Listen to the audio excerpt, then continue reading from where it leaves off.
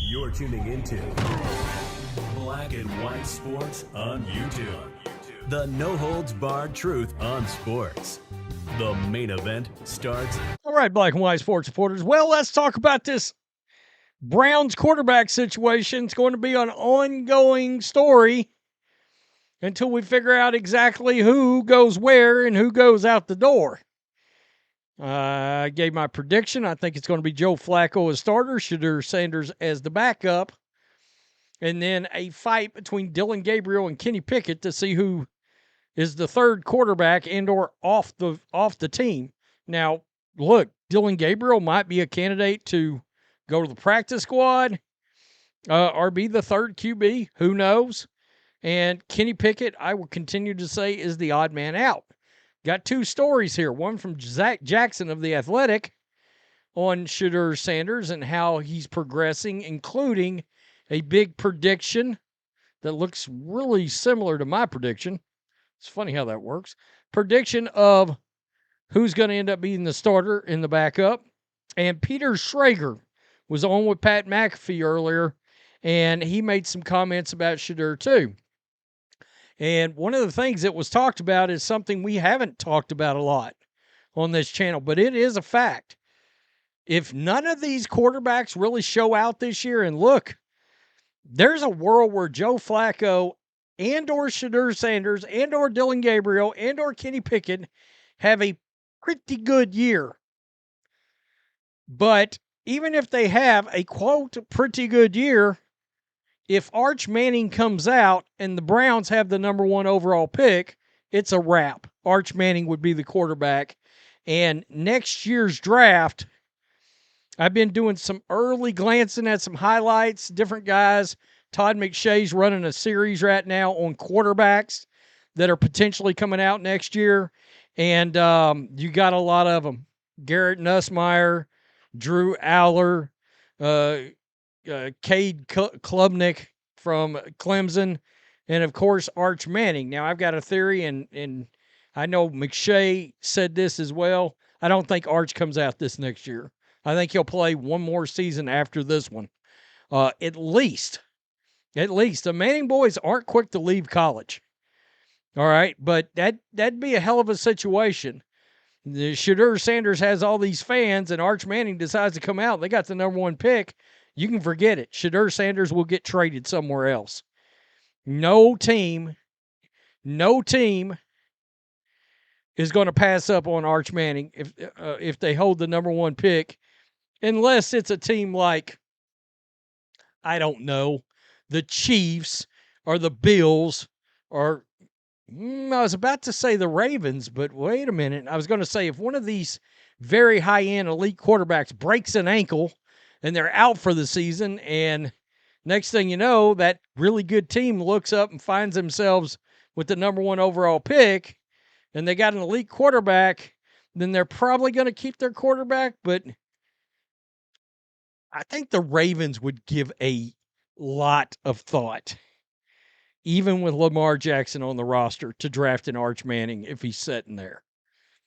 I mean, who wouldn't? I mean, really, the second coming of, a more mobile Peyton Manning, can you imagine? And we got to remember that's their brother's son, and he was a wide receiver. Arch is very athletic. So here we go. When the Cleveland Browns line up on offense for the first time in Week 1 against the Bengals, it will likely be one of the team's two healthy veteran quarterbacks, Joe Flacco or Kenny Pickett, under center.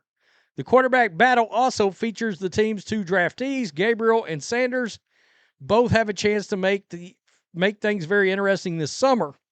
While Gabriel, a third-round pick, was the higher draft pick, all eyes have been on Sanders since his slide from the projected first-rounder to fifth round. And according to Zach Jackson of The Athletic, it has been Shedeur Sanders who has threatened to make this summer's QB battle, quote, intriguing, thanks to, quote, accuracy and decisiveness he's shown this spring. He's looked pretty accurate. He's looked pretty decisive. Now, something we got to be aware of here is you are going to have the media try to pump up Sanders too. I can tell you that right now. From here, the belief is that Flacco is the clear favorite to win the first phase of the competition and the starting job. So that goes back to what I said. How the rest of it shakes out is anyone's guess, but Sanders has been good enough this spring to make coaches believe he's worthy of more chances this summer. I think he's earned that, and based on what we've seen to this point, Sanders has positioned himself to make the roster and eventually make folks in charge think about where he might belong on the depth chart. So that's really interesting right there. Goes on to talk about his numbers being very good in 7-on-7 and 11-on-11. Again, the bullets aren't flying, folks. Yeah, there's no TJ Watt coming after you when you're back there. You don't have an Aiden Hutchinson chasing you, Micah Parsons, Abdul Carter. I mean, you just don't have any big dogs coming for you. But the point is taken, right? Nonetheless, you got to start somewhere, and if you can't impress in 7-on-7, 11-on-11, then yikes, you may be in trouble. So, Peter Schrager was on the Pat McAfee show and said the following. I see some balls coming out of Shedeur Sanders at that game, and I'm like, kind of looks like a guy. Yeah, I'm reading. He can sling it. Read the teeth. I see him, some of the veterans, how they talk to him, mic'd up, see what he's doing in the community. Yep. You talking about Njoku there? Njoku, Mike Napier.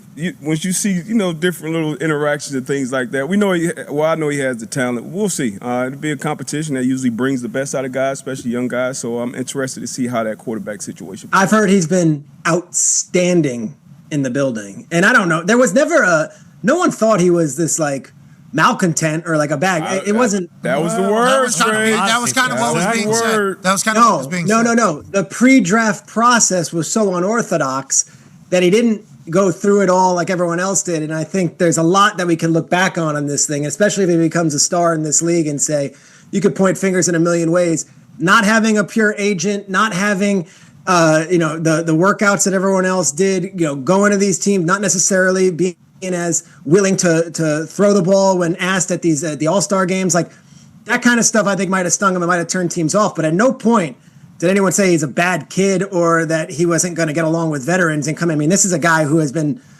training to be a professional football player since the day he was born and is ready for this moment. Okay, well, there was a lot of egos and this and that and the other, but he made two good points. Number one, a pure agent, a Drew Rosenhaus or somebody before the pre-draft process would have changed this whole thing, because then Rosenhaus would have put him through the second thing he said, which is the pre-draft process. Again, I said the owners spent millions and millions and millions of dollars on the pre-draft process and the NFL. And the NFL said, you're not going to mother F our process that we've spent so much money. You're mother effing our process and giving us the double middle finger, and we're not going to have the double middle finger. You can fall to the 5th round. All right? And part of that may be kind of like Lamar Jackson and Deshaun Watson. Remember? Lamar Jackson was getting the Deshaun Watson contract. He wanted a fully guaranteed contract. And the NFL owners said, nope, we're never doing that again. And they have not.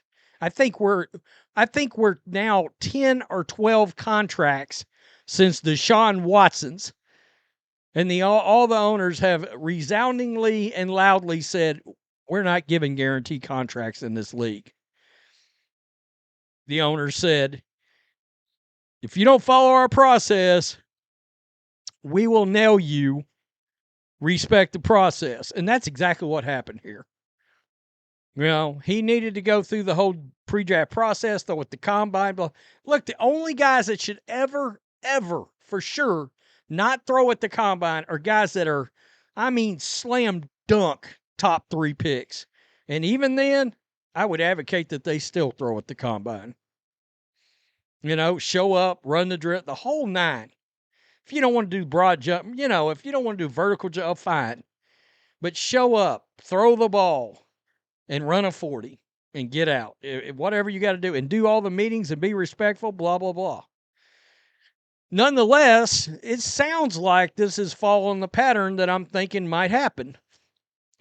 Brown's got a decision to make after the season. Any team, if Arch Manning all of a sudden comes out, all those teams that are even close to range of getting up to number 1 overall, it's all going to get very interesting. A lot of established veteran quarterbacks that wouldn't think they might have to worry about their job may all of a sudden have to worry about their job. The NFL is razor focused on Arch Manning. From a business standpoint, all of it. Tell me what you think. Peace. I'm out. Till next time. Thanks for watching the show. Be sure to like, comment, and subscribe. Be sure to tune in next time on Black and White Sports.